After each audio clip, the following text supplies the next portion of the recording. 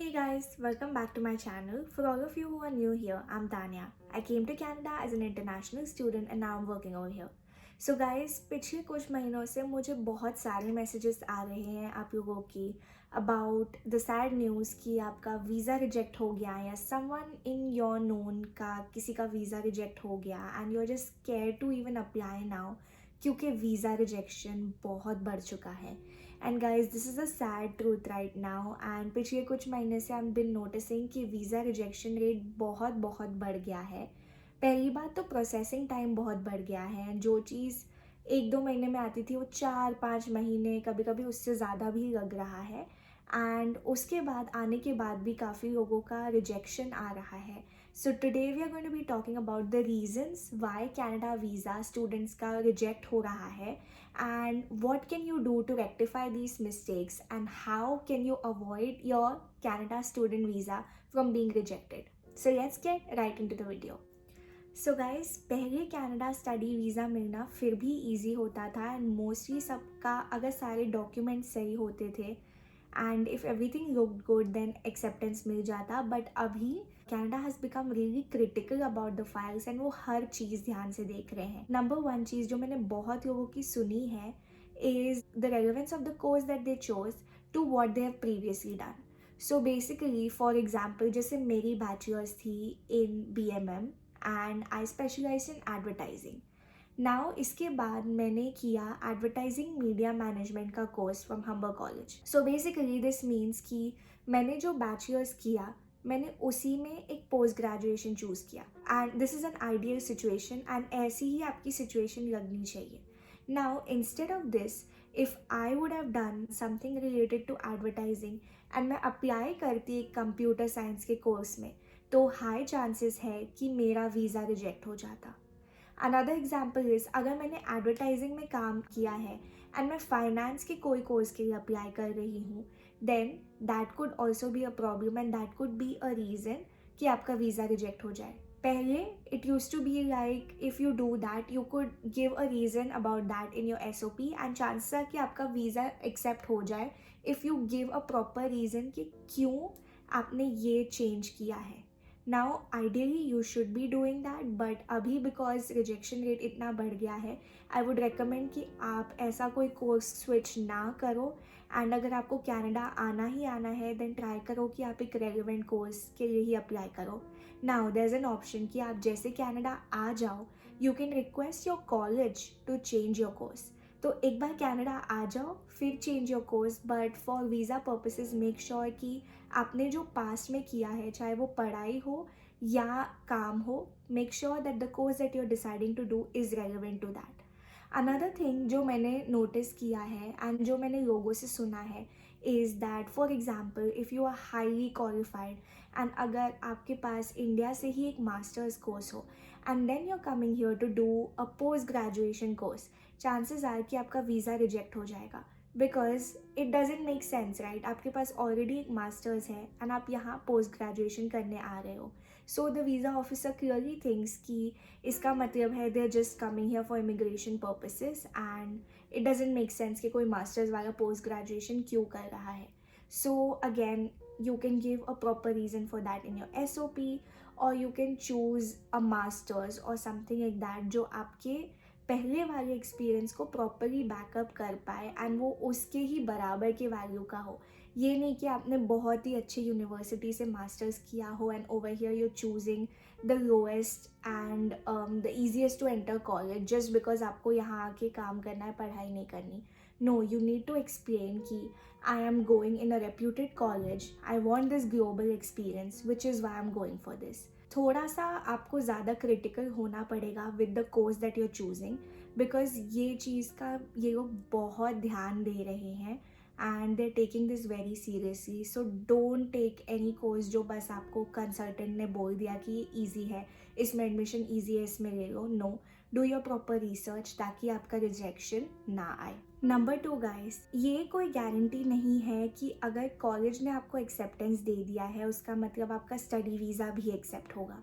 कई बार ऐसी सिचुएशन होती है कि स्टूडेंट को ओवरऑल बैंड 5.5 आया है and they still get accepted in the college, but that doesn't matter. जो कनाडा स्टडी वीज़ा की रिक्वायरमेंट है वो ये है कि आपका 5.5 बैंड हर चारों सेक्शंस में आया हो, 5.5 band and 6 overall band requirement है ही है। तो अगर आपको उससे कम आया है, guys don't even try. IELTS score बहुत बहुत इम्पॉर्टेंट है and you need to make sure कि आपका वो 6 तो आया ही है। इनफैक्ट आई वुड से 6.5 आए तो इवन बेटर, कि आप बॉर्डर लाइन नहीं हो, आप थोड़ा ऊपर हो उससे, आप रिक्वायरमेंट से ऊपर हो। तो अगर आपका ओवरऑल स्कोर 6 से नीचे है, अगर 5.5 है, ट्राई मत करो कि शायद एक्सेप्ट हो जाए, क्योंकि नहीं होगा। एंड इससे कोई फ़र्क नहीं पड़ता कि आपको कॉलेज ने एडमिशन दे दिया है, जब तक आपको स्टूडेंट वीज़ा नहीं आएगा आप कनाडा नहीं आ सकते। सो आईएलटीएस का बैंड तो बहुत ज़रूरी है गाइस, वापस दे दो। It is better than waiting for 3-4 months only to realise कि आपका वीज़ा रिजेक्ट हो गया है। Okay guys, so the next one is proof of funds. तो पहले क्या होता था कि आप अराउंड 1 साल का फंड दिखा देते थे and that would be enough कि you can survive in Canada because you have that 1 year of funds in your bank account. अब ऐसा नहीं है। आई वुड रेकमेंड कि आप 1 साल के ऊपर का फंड्स दिखाओ, एटलीस्ट 1 साल 6 महीने के अराउंड, ताकि ये ना लगे कि आप सिर्फ कट टू कट हो, कि जितना है आपके पास, जितने फंड्स है आपके पास सिर्फ 1 साल के, उसके बाद यू डोंट हैव फंड्स। तो show them that you are financially stable and you can survive in Canada. तो ये बहुत ज़रूरी है। एंड गाइस, जीआईसी बनाओ, जीआईसी बहुत ज़रूरी है, पहले भी थी, अभी भी काफ़ी ज़रूरी है। दैट शोज़ कि you have disposable income and आप कनाडा में रह पाओगे even if you don't earn. Another thing is guys कि ये जो प्रूफ ऑफ फंड्स है ना, ये रिसेंट नहीं हो सकता। तो इट हैज़ टू बी कि आपने इसको अक्यूमुलेट किया हो या कहीं से ट्रांसफ़र कर रहे हो या जो भी है, ओवर द मंथ्स किया हो। ऐसा नहीं कि आप जिस दिन अप्लाई कर रहे हो उससे बस 5 दिन पहले आपने ये फ़ंड्स ट्रांसफ़र किए। सो ऐसा नहीं हो सकता कि आपने आज डिसाइड किया आपको स्टडी वीज़ा अप्लाई करना है, आप कल करोगे। नहीं, ये 6 महीने पहले से आपके माइंड में होना चाहिए कि I am going to apply, and आपको पूरी प्लानिंग करनी पड़ेगी। Okay guys, so now let's address the most common one, which is when the immigration officer says that they don't believe you will return back home after completing your course. So सबसे ज़्यादा मैंने यही सुना है सबसे, कि ये सबसे कॉमन रीज़न है कि इमिग्रेशन ऑफिसर जस्ट सेज कि आपकी जो डॉक्यूमेंट्स है और आपका जो एसओपी है उससे लग रहा है कि you will not return back to India और your home country after completing your education. So guys, इसके लिए you need to make your SOP very strong, and SOP में you need to make sure you clearly mention कि इस course को करने से आपका क्या बेनिफिट होगा अपने होम कंट्री में। सो आई रिमेंबर जब मैंने अपना एसओपी लिखा था तो आई मैंशन कि जब मैं ये कोर्स करूँगी, when I get the global exposure and when I come back to India with this, I will get a better job and it will just make me more employable. So ये चीज़ आपको mention करना बहुत ज़रूरी है कि how is this going to benefit you when you return to your home country. Another thing to mention is your family ties. You need to mention कि my family is in India and I'm really attached to my family and I would want to return back home after completing this course. Not in the exact words, but this is what you need to mention in your SOP. तो guys, make sure कि आप इन चीज़ों को अच्छे से अपने SOP में mention करो, प्रॉपरली लिखो, क्योंकि इमिग्रेशन ऑफिसर के लिए ये इम्पॉर्टेंट है कि अगर आप टेम्पररी परमिट पे आ रहे हो तो आप वापस जाओ। आगे जाके आप कनाडा में आके क्या करो डजेंट मैटर, लेकिन उनको ये नहीं लगना चाहिए कि आपका reason for coming to Canada is only to get permanent residency. So make sure ये आप एसओपी में मेंशन करो। Which brings me to my next point, SOP.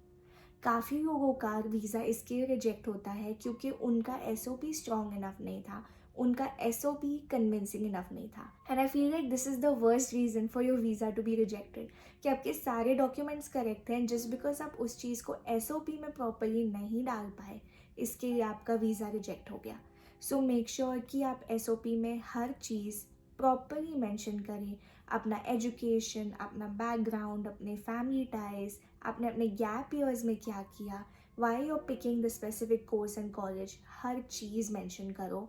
Online बहुत सारे फॉर्मेट्स हैं on how to write your SOP. If you want me to create a whole video on SOP writing and what are the things that should be mentioned, let me know in the comments and I'll make a video on that. मैं थोड़े SOP templates भी share कर लूँगी उस video में. I'll do that, but अभी के लिए online बहुत सारे websites है, videos है जो ये सारा बताते हैं. So do that. Make sure कि आप SOP properly लिखो. If you want, get someone professional who will help you write the SOP. But ये नहीं कि कहीं से कॉपी कर लो या गेट समवन जो आपको बस एक टेम्पलेट दे दे एंड आप वो सबमिट कर दो. नहीं, पर्सनली अपना SOP रिव्यू करो and make sure that you doing the right thing. So guys, the last one, and again this is also the worst way for your visa to get rejected, which is submitting wrong documents. So guys, कई बार क्या होता है, आप कोई एक document की जगह कुछ और सबमिट कर देते हो या फ्रॉड डॉक्यूमेंट सबमिट करते हो. Don't do that. फिलहाल बहुत स्क्रूटिनाइज हो रहा है सब कुछ, तो हर चीज़ जो है वो सच बताओ एंड रियल डॉक्यूमेंट्स लगाओ. Don't try to trick the system, that is not going to work. And make sure कि आप हर चीज़ डबल चेक करो कि कोई गलत डॉक्यूमेंट ना एंटर हुआ हो. ये मिस्टेक कई बार कंसल्टेंट्स के साथ होती है when you going through a consultant, and because they have a lot of applications to deal with, तो कई बार मिस्टेक हो सकती है एंड कई बार कुछ मिस हो सकता है. एंड मेक श्योर इवन आप अगर कंसल्टेंट के थ्रू जा रहे हो, which you totally can, it does make things easier, but even if you going through them, एक बार वो फॉर्म भर दें, एक बार वो सारी चीज़ें कलेक्ट कर लें.